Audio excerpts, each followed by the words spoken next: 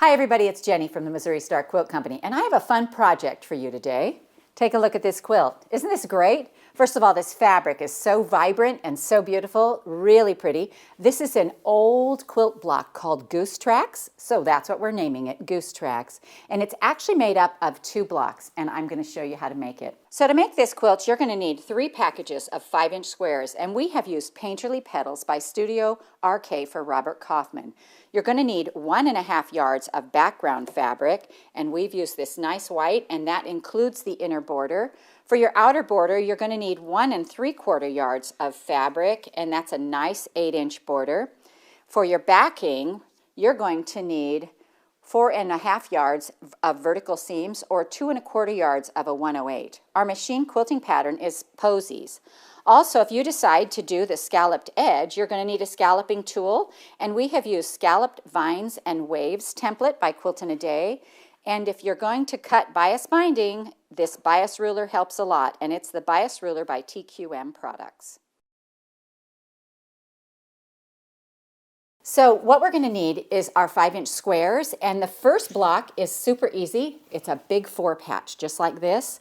And what we're going to do is we're just going to take 4 of those and we're going to sew them together just like you'd sew a normal 4 patch. 2 here and 2 here. We're not looking for lights and darks because so many of these fabrics are the same hue. We're looking for different colors. And so once you get your 4 different colors together, we're going to sew them together in a 4 patch, and we are done with that block.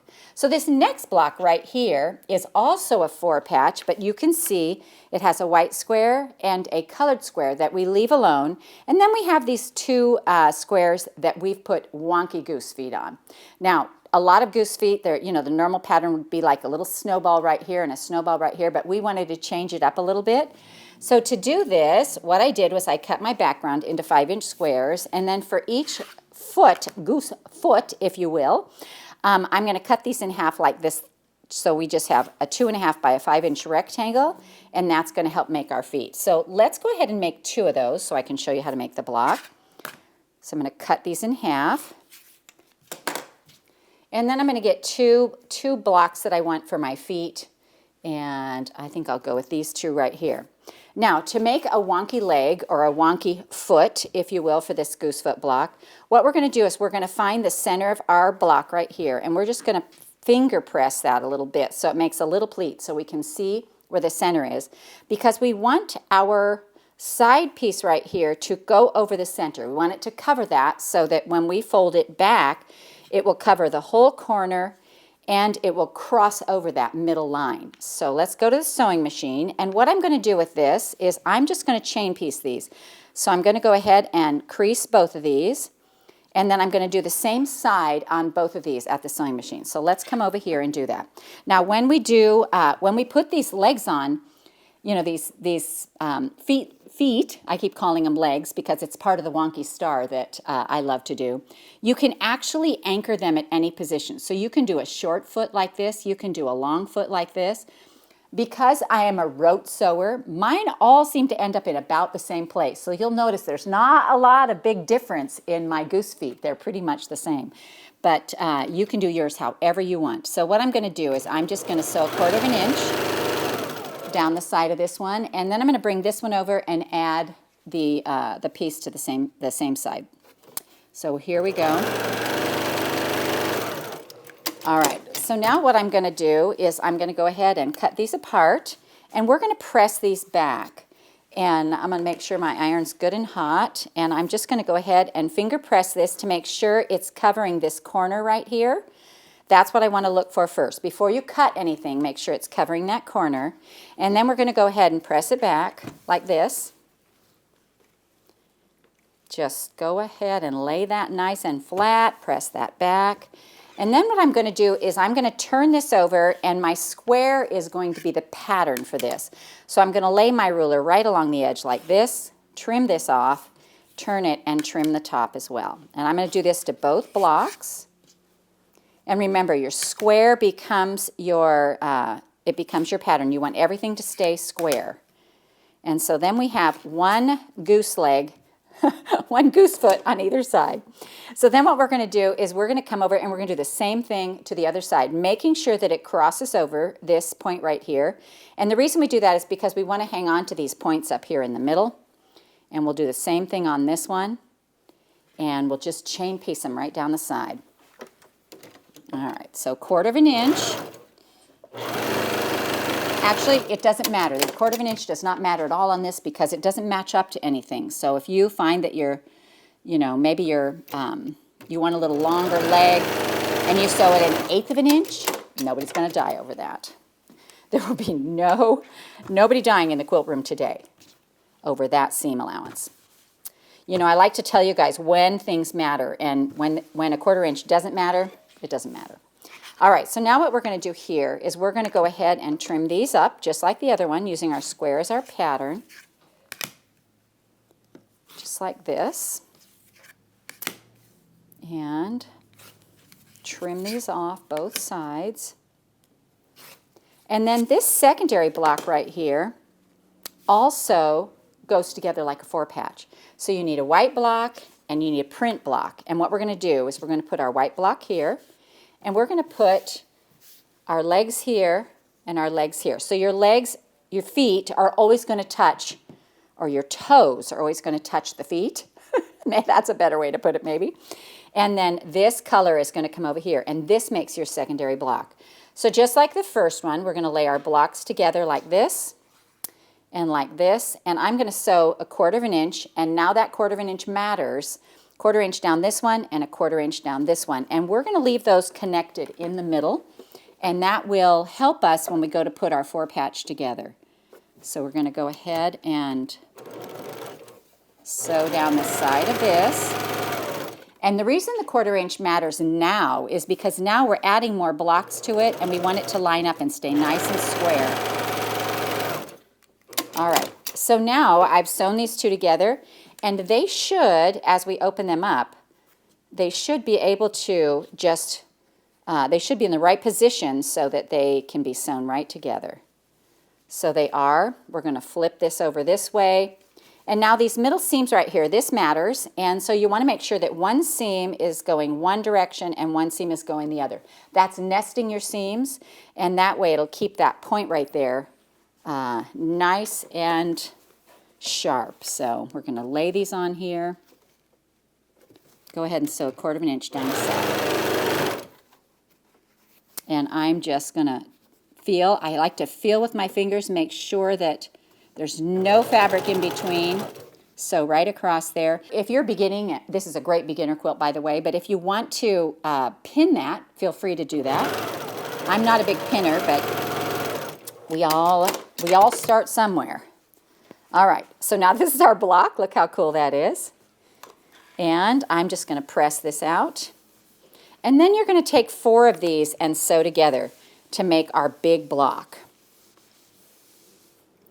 So I have, you'll notice I press from the top to make sure there's no pleats or folds in my seams. You want a nice big square block, and then I flipped it over and made my seams go the way I wanted it to.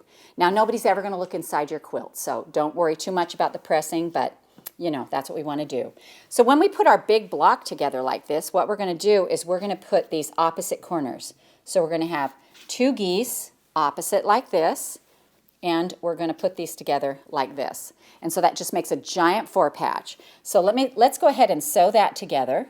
And again, you're going to match up these little seams where your squares come together. So we're going to sew this. And then I will show you how this fits into the quilt. So I'm going to put this one over here and just sew it again. And keep that little connecting string in between, because that helps us keep things lined up.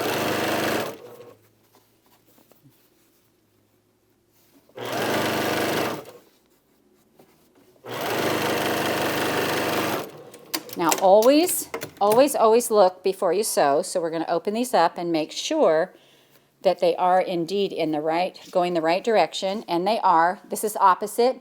It doesn't matter, which way you put them together.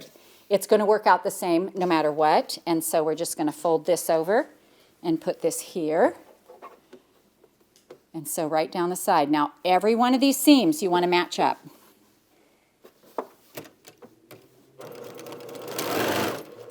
So I'm feeling for that one. I generally do a little anchoring stitch and then I sew along until I get to the next one. And I match up all my little seams as I go along.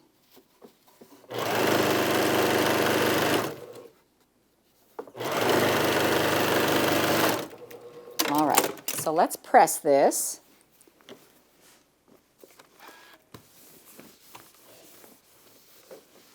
Now, I just think this is such a fun, quick, and easy block. And, of course, this fabric is just amazing. I feel like I'm sewing in Monet's garden. It's just beautiful. All right, so here's our block. And let's look at how this fits into our quilt. So what I did was, here's my first block right here. And then we're going to turn it, and we're going to put it right here. And then we're going to turn it, and we're going to put it right here. So it just rotates. Now, one of the cool things, I don't know if you've noticed this, because I didn't notice it until I had it all together, but these feet circle up. And so if I was intentional, if I was making a bigger quilt, I would really love to see several of these circling up on my quilt. I think that's a really cool, I love those secondary things that happen when you're least expecting them. So this block measures about 18 inches when you're done, and you're going to need 9 of these. So we've got 1, 2, 3, 4, 5, 6, 7, 8, 9. That makes a quilt that is 73 by 73, and of course we added this nice big 8-inch border. And if you'd like to see the easy way to make a scallop border, join me, because I'm going to do a video right after this. And we hope you enjoyed this video on the Goose Track quilt from the Missouri Star Quilt Company.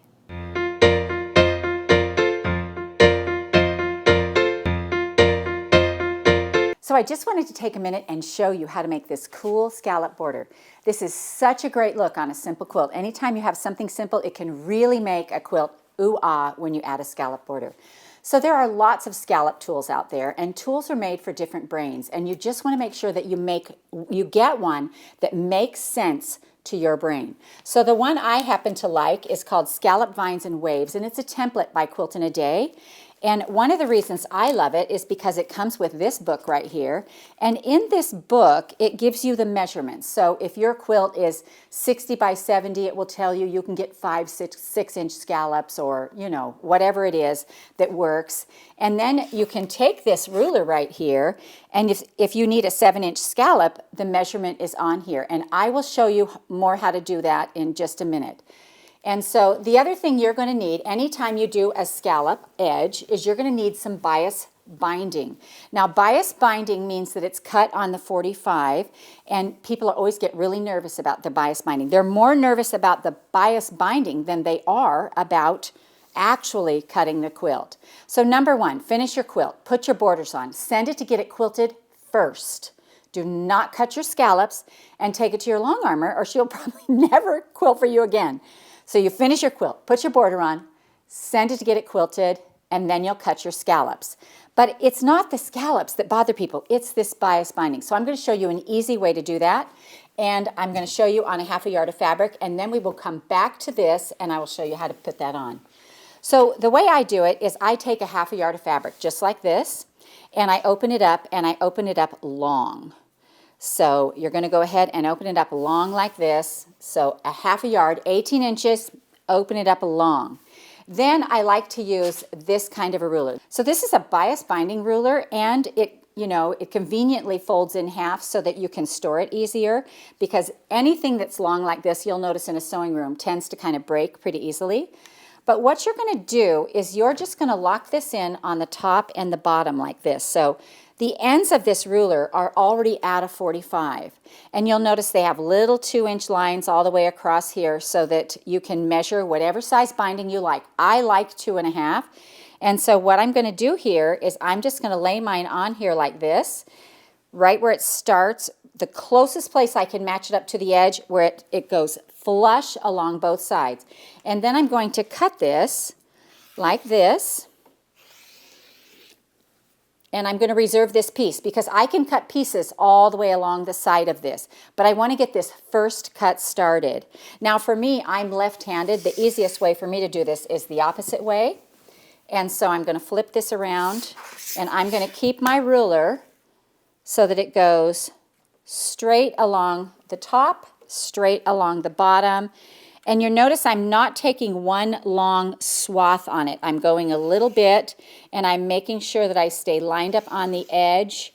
You know, for a lot of us, these rulers they can move a little bit, and we just want to be careful of that. And so if you cut this whole half a yard into all the pieces, you'll get over 280 inches of bias binding. So you'll get quite a bit of bias binding on here. And I'm just going to show you how to cut these, and I'll show you how I sew them together as well. All right, so you're going to go ahead and do the whole thing, and you'll have the whole thing done. Now I have a few pieces here that are cut, and I'm going to show you how these go together. When you lay them out like this, you want to lay them so they match up, so you can see that they are coming right together. And then when you pull them back together like this, you're going to see that you're going to have about 1/4 of an inch overhang on this side and on this side. And you're going to sew 1/4 of an inch right along there. And so let's go ahead and do that over here at the machine. We're just going to sew these two together. And of course, you'll sew all of yours together. And I'm just going to sew along here. And then when you open these up, they should line up or be pretty close. Mine's pretty close. So once you get that sewn together, you're just going to fold this in half, and you're going to press it, and it will look just like your normal binding.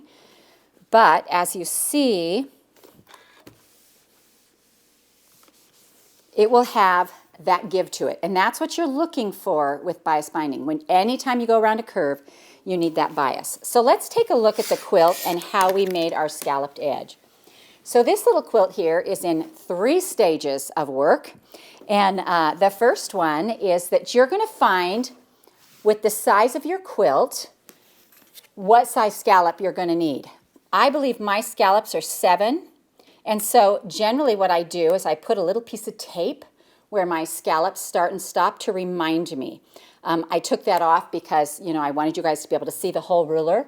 But you will then draw this, and this line right here lines up with the outer edge of your quilt. So you line up this line, and you draw your scallops in here, and you'll just go along and draw your scallops. Once you get them drawn, then you're going to cut them out.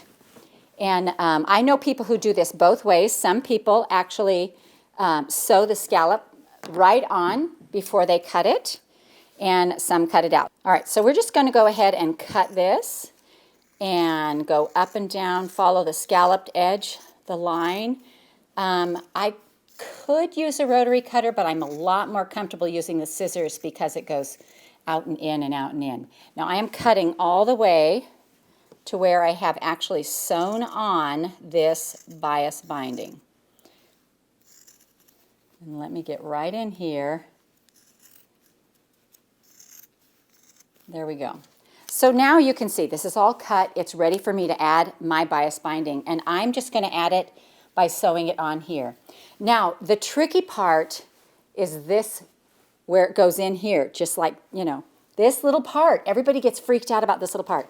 So let me tell you my secret way. Now you have to pay really close attention because, you know, I don't know, this is a lot of work, brain work right here. So right here, you're going to sew along. You're going to get it as close as you can to there. You're going to pull it as straight as you can get it and sew straight across. That's it. When you let go, it's going to make its own pleat.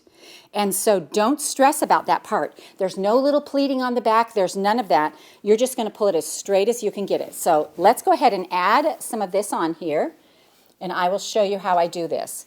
And so I just get this under my presser foot, and I'm going to set down, put my needle in at the 1/4 inch mark, like this, and make sure that the edge of my binding lines up with my scallop.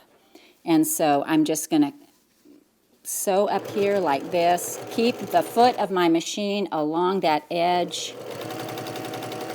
and then I'm coming around the curve here, and I get to my peak, and I'm just going to stop right where it comes like this. I'm in at 1/4 of an inch, and I'm just going to stop, and I'm going to turn my scallop, and I'm just going to pull that straight across, and I'm going to sew straight across there. This is like magic. And then I'm just going to keep it up toward the edge of the scallop and sew back around the curve. And come down here. Again, I'm going to stop 1/4 inch in from the point of the scallop where it comes in. Then I'm going to keep my foot down, and I'm just going to pull that as straight as I can get it and pull my binding straight across. And we're going to make that edge.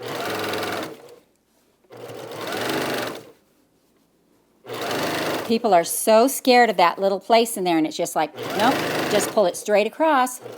Sew it straight across. When you let go, it makes its own pleat. All right, now here's the other part that kind of terrifies people. We are at the end and ready to join our 2 pieces of binding together. Now, I like to do this on the corner because it's like the biggest area of the scallop. And so you're going to do this just like you do all your other bindings. You are going to, we do them the plus method. And so however wide your binding is, that's how far it's going to cross over. So we have this piece coming here, and we have this piece coming here. And I'm actually going to cut this straight, this edge straight right here. And I'm actually going to pull this a little bit looser here so that I have a little bit more room. And I'm going to bring this around this edge, and I'm going to overlap this. So my binding is 2.5 inches wide. I'm going to overlap it this way, 2.5 inches. And I do this for my regular binding as well. And make sure it's a little more tricky because you're up here on this corner. So I'm just going to cut this right here. And then what we're going to do is we are going to put this flat. So the top one is flat. The bottom one comes up from the bottom, and you're going to lay that right across it like this and just make a plus like this. And so I have mine sticking a little over the edge and a little over the end because I like a little bit tighter pull on my binding. And so I'm going to sew this side to side like this. And I'm sewing from diagonally corner to corner. So we're going to sew right across here. Now, before I cut this, I'm actually going to lay this back here, and I'm going to see if I think this is going to work. And I think it's actually going to be a little bit too big. So I'm going to take this out. So I'm going to use my little pin and unloosen this seam right here, and I'm going to move it over just a little bit. Sometimes I think it's super good that these things actually happen when I'm doing them because it makes it, you know, I mean, we all have to try this and make sure we can do it. There we go. So I'm just going to pull that apart like that. All right. So then I'm going to look at this, and maybe I need to trim it off, or maybe I just need to move it over a little bit because as I lay this up here, it is just a little bit longer than it needs to be. So I'm going to trim just a little bit, maybe 1/4 of an inch. And you actually don't have to trim. You actually can just move yours over a little bit.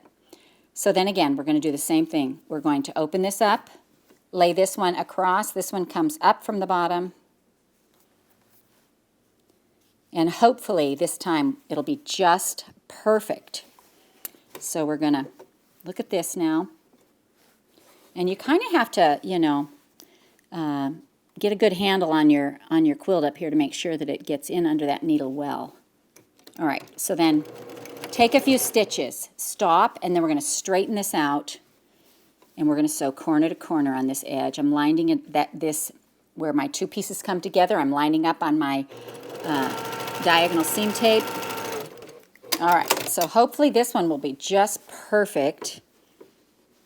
And look at that, it looks like it is. So now I can trim these long tails off right here, just like this. And then what we're going to do is we are just going to stitch this down and come right around this corner. Make sure we keep our little edges lined up.